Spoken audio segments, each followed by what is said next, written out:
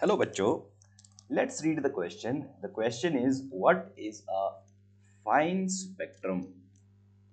So guys, question में पूछा गया है कि फाइन स्पेक्ट्रम किसे कहते हैं. So let's see what is the key concept है.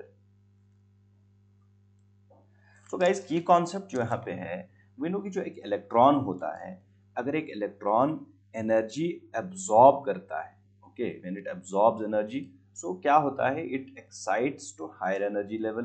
Okay, if this is one energy level, lower energy level E1, let's suppose यहाँ पे एनर्जी लेवल E2 है, लेट्स सपोज. तो एक इलेक्ट्रॉन एनर्जी एब्जॉर्ब करने के वक्त क्या होता है, एक्साइट होता है to higher energy level, means की एनर्जी इंक्रीज होती है when it absorbs energy. अब एनर्जी लेवल 2 पे ये इलेक्ट्रॉन अनस्टेबल होता है, so it tends to come back. और जब ये वापस ट्रांजिशन लोअर एनर्जी स्टेट में करता है, again the amount of energy जो इसने एब्जॉर्ब की हुई थी उसको ये रिलीज वापस करता है. Okay, so as a result of this absorption and emission एक स्पेक्ट्रम हमें मिलता है. Okay, we get a spectrum, means we get lines of this जो represent करती हैं इस absorption या emission. Okay, so we have lines like this which we can obtain in the spectrum.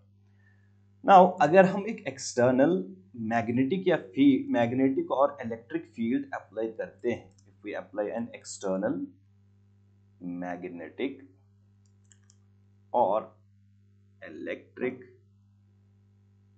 field, अगर इसमें हम एक्सटर्नल मैग्नेटिक या electric field apply करते हैं, सो व्हाट हैपेंस, बेसिकली जो एक इलेक्ट्रॉन होता है, एक इलेक्ट्रॉन की अगर हम बात करें, एक इलेक्ट्रॉन इटसेल्फ, ये इसका एक अपना एक स्पिन होता है. Okay, it's spinning around an axis, it's spinning like this, clear. और ये इसकी एक ऑर्बिटल मोशन भी है. Okay, it also revolves around in the orbit around this nucleus, clear. So in motions की वजह से इसका अपना एक इलेक्ट्रिक और मैग्नेटिक फील्ड होता है. सो जब एक्सटर्नल मैग्नेटिक फील्ड इंटरैक्ट करता है इलेक्ट्रॉन के इंटरनल मैग्नेटिक या इलेक्ट्रिक फील्ड के साथ में, तो जो ये लाइंस स्पेक्ट्रम हमें मिलता है, if this is the main spectrum, तो ये स्प्लिट हो जाता है into fine lines. Okay, it splits into fine lines like this.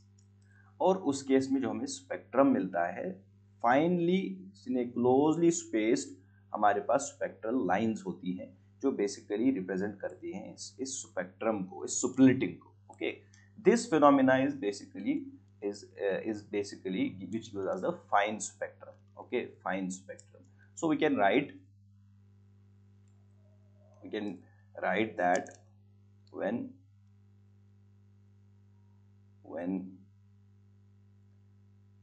spectral lines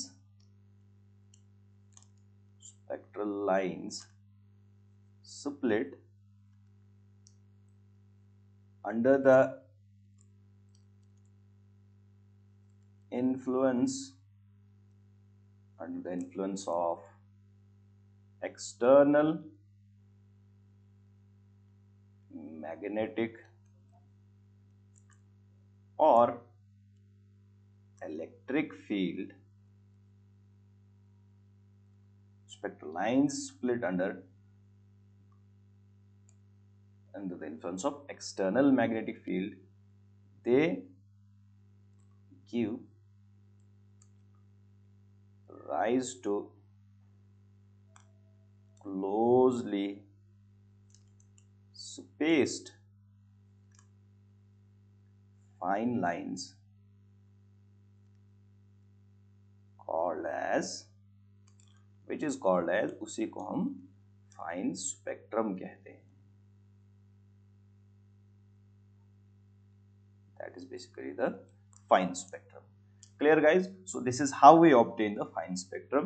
कि जो जब स्प्लिटिंग होती है फाइन लाइंस की, मींस स्पेक्ट्रल लाइंस की जो splitting under the influence of magnetic electric field, तो जो फाइन लाइंस हमें वहां पे मिलती हैं उसी को हम फाइन स्पेक्ट्रम कहते हैं. Hope you understood it well. Best of luck.